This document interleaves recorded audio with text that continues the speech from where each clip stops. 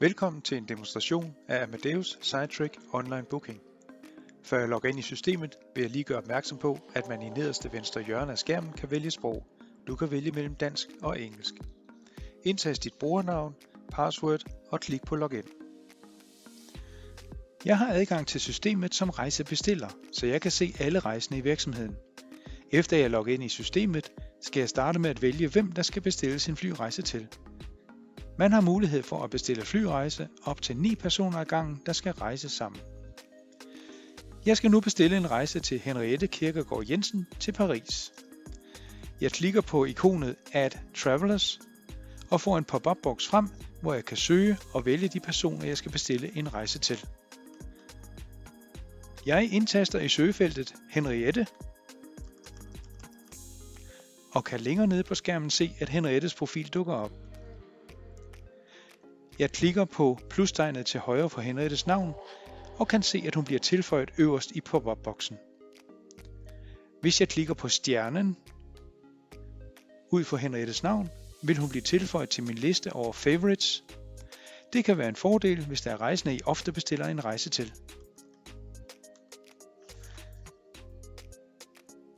Hvis jeg skal bestille en flyrejse til en person, der ikke har en profil i systemet, kan jeg gøre dette ved at klikke på Guests ude til venstre i pop-up-boksen. Her skal jeg blot indtaste for- og efternavn på den rejsende. Husk her, at det er vigtigt, at du har den rejsendes fulde navn som angivet i passet.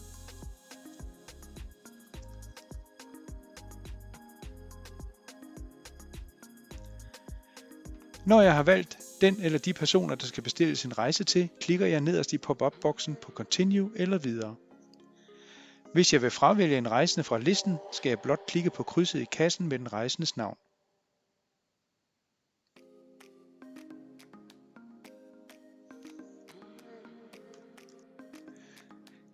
Når jeg har valgt, hvem jeg skal bestille en flyrejse til, klikker jeg på det blå ikon Book fly. På det næste billede kan du øverst se, at der er mulighed for at bestille en enkelt rejse, en returrejse eller en rejse til flere byer. Standard vil systemet stå på returrejser. Det kan være lidt udfordrende at kaste sig ud i at bestille en rejse til flere byer, så her anbefaler vi, at hvis du har en rejse med stop i flere byer, at du kontakter vores rejserådgiver. Jeg skal nu angive, hvor Henriette skal rejse fra, og den destination Henriette skal rejse til. Man kan angive bynavne ved at skrive byens navn, f.eks. København. Eller hvis man kender lufthavnskoden, kan man i stedet for København skrive CPH. Jeg angiver nu, at Henriette skal rejse fra København til Paris.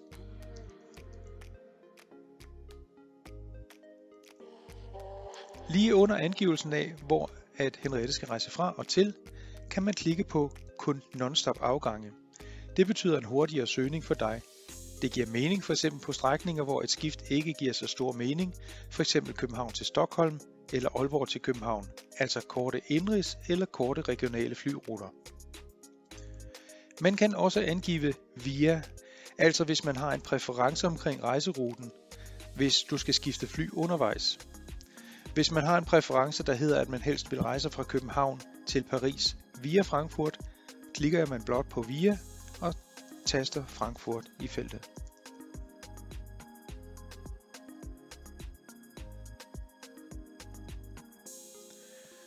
Herefter angiver jeg de datoer og tidspunkter, Henriette skal rejse på.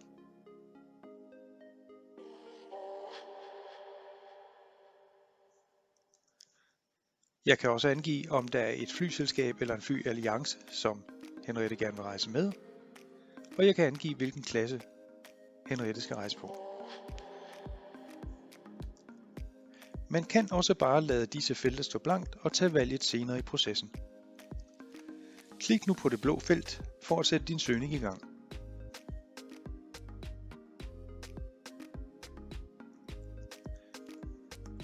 På det næste skærmbillede får du nogle rejseforslag op. Du vil først få vist udrejsemulighederne, og når du har valgt din udrejse, skifter billedet til hjemrejsemulighederne. Øverst til højre kan du se, hvordan dine rejseforslag er sorteret. Du kan ændre sorteringen ved at klikke på kassen. Lige til højre for sorteringsværktøjet kan du se kasse med filter. Klik på det, og du har mulighed for at indsætte filtre på dine rejseforslag, f.eks. afrejse- eller ankomsttidspunkter, om du har præferencer i forhold til hvilken lufthavn du vil skifte fly i, eller om du har præferencer i forhold til hvor mange flyskift der må være på din rejse. Vi går nu ned og ser på de rejseforslag systemet har givet mig. Man kan her se en liste med forskellige informationer. Man kan se information om hvilket flyselskab der opererer på ruten, hvilken lufthavn du skal flyve fra.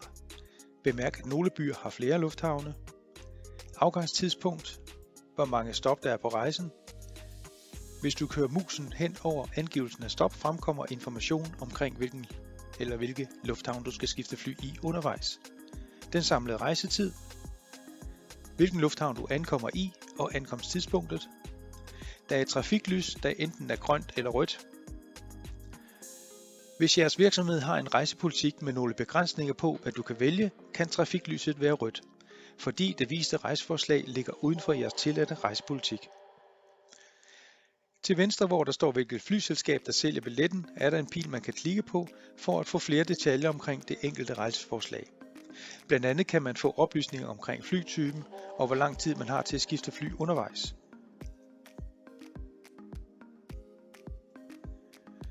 Vælg nu den udrejse, der passer dig bedst, og du vil se, at din udrejse bliver lagt i en kasse øverst på skærmen.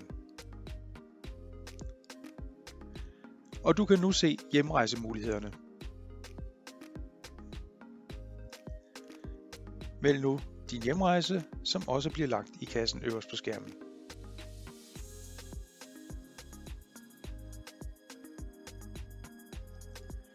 Systemet beregner nu, hvilke billetpriser der er tilgængelige på dine valgte flyafgange.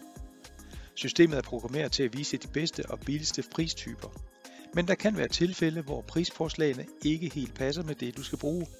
Her er der mulighed for at påvirke prisoversigten efter det behov, du har. Lige under kassen øverst med dine valgte flyafgange kan du se en lille knap med teksten Vis flere priser.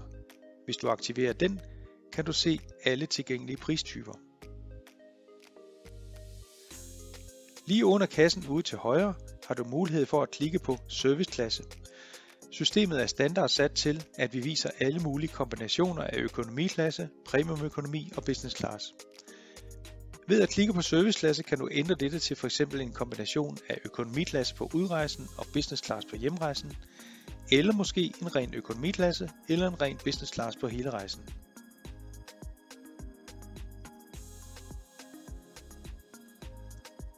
Vi vil nu se lidt på de priser, systemet har vist mig. Yderst til venstre er der angivet, hvilken klasse billetten er på, økonomi, præmieøkonomi, business osv. Der vil være information om billetten kan ændres. Der kan også være angivet, om flyselskabet tager et gebyr for at få lov til at ændre en billet. Der vil være angivet, om du kan få penge refunderet i tilfælde af, at du må aflyse rejsen og annullere din flybillet. Det grønne tal angiver, hvad du får tilbage af billetprisen, og det røde tal angiver, hvor meget du vil miste.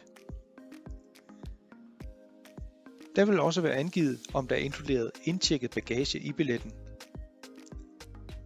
Her hvor der står Light 2 er flyselskabets produktnavn på billetten. Hvis du klikker på navnet, kommer der en pop-up-boks frem med flere informationer omkring tilladt bagage, service ombord og om det er muligt at forudbestille sæde.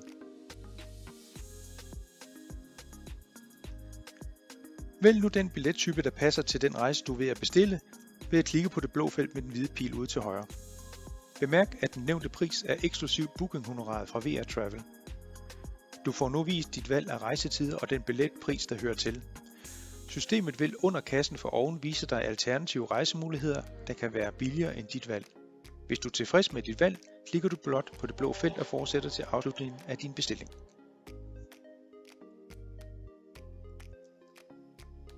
På det næste skærmbillede har du mulighed for nogle sidste valg, inden du gennemfører reservationen. Under kassen med din rejse kan du se 3 tilvalgsmuligheder. Du kan vælge plads, tilføje bagage eller tilføje services. Det er ikke sikkert, at der altid vil være mulighed for at vælge disse tilvalg. Det forudsætter, at flyselskabet har valgt at tilbyde mulighederne i systemet. Vi kan prøve at se, om vi kan vælge plads på rejsen.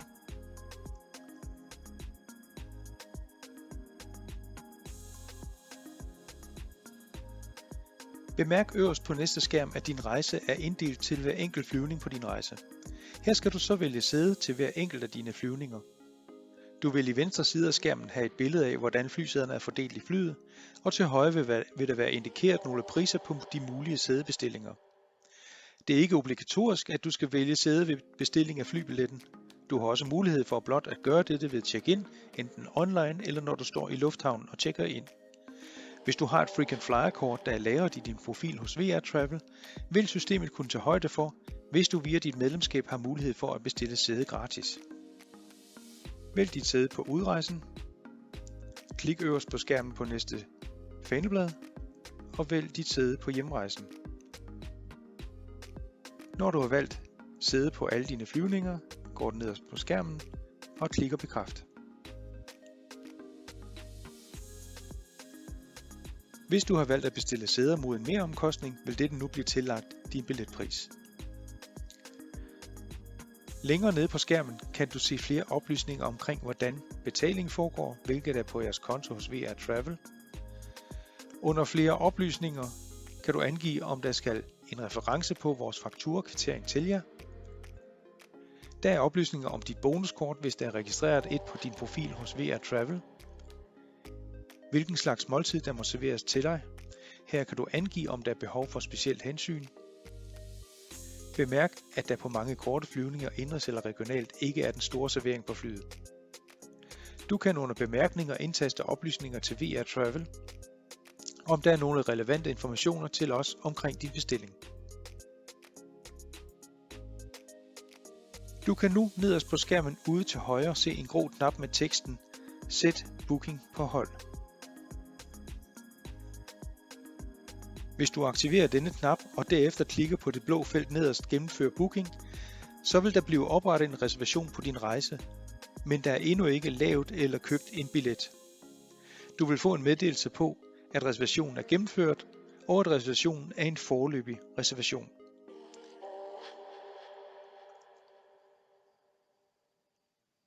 Du vil få en angivelse af en deadline for, hvornår du senest skal have bekræftet din reservation for at få billetten. Hvis du ikke bekræfter inden denne deadline, bliver reservationen automatisk annulleret igen.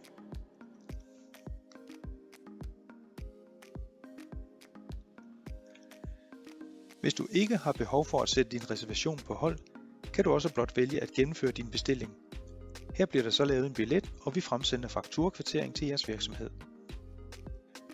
For at finde en foreløbig reservation, kan du klikke øverst på Mine rejser. Her skal du under fanebladet Kommende rejser aktivere på hold søgekriteriet og klikke på Søg. Herefter vil du kunne finde den eller de reservationer, der måtte være foreløbige, og som kræver bekræftelse for, at vi laver en billet på rejsen. Vi vil altid sende en bekræftelse på den e-mail, som er aftalt med jeres virksomhed, både i tilfælde af en foreløbig reservation samt ved den endelige bestilling af en flybillet. Du har nu gennemført en bestilling af en flybillet.